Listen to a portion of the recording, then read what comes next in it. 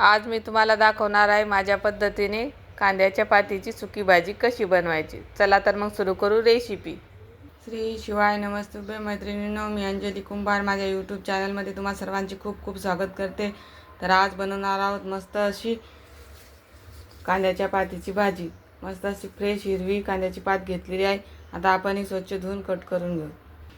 तर या पद्धतीने मी कांद्याची पात बारीक कट करून घेतलेली आहेत आणि कांदे पण छोटे छोटे कट करून घेतलेले आहेत। आपण आता भाजीला फोडणी घालून घेऊ।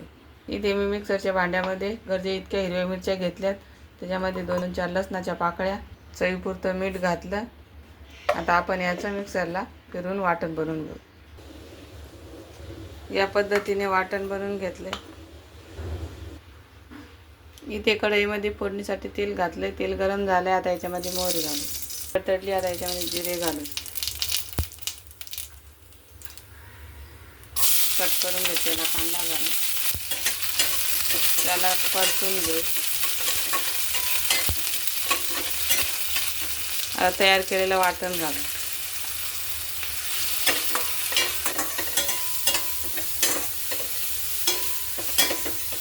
वाटण 1 मिनिटभर परतून घेतले। आता त्याच्यामध्ये भिजवलेली मुगाची डाळ घालू। डाळीला 1 मिनिटभर परतून घेऊ। डाळीला 1 मिनिटभर परतून घेऊ।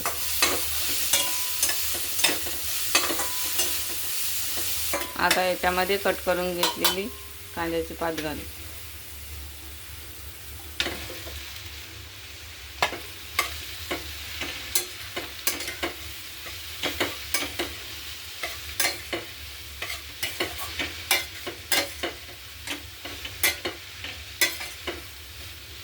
कांद्याची पात व्यवस्थित मिक्स करून घेऊ। भाजी व्यवस्थित परतून झालेली आहे। आता आपण याच्यावर थोडासा पाण्याचा शिरकावा मारून घेऊ।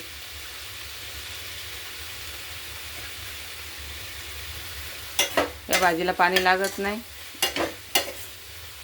पालेभाजी असल्यामुळे इथल्या अंगालाच पाणी असते। आता याच्यामध्ये थोडंसं जाडसर असं कुटलेलं शेंगदाण्याचं कूट घालू। आता याला 2-3 मिनिटं झाकून ठेवू। 2-3 मिनिट झालेले आहेत आणि भाजीला मस्त वाफ बसलेली आहे। आता आपण हे सर्व ओलसण्याने मिक्स करून घेऊ। या पद्धतीने शेंगदाण्याचं कूट घातल्यावर भाजी चिकट होत नाही, मस्त मोकळी मोकळी होते।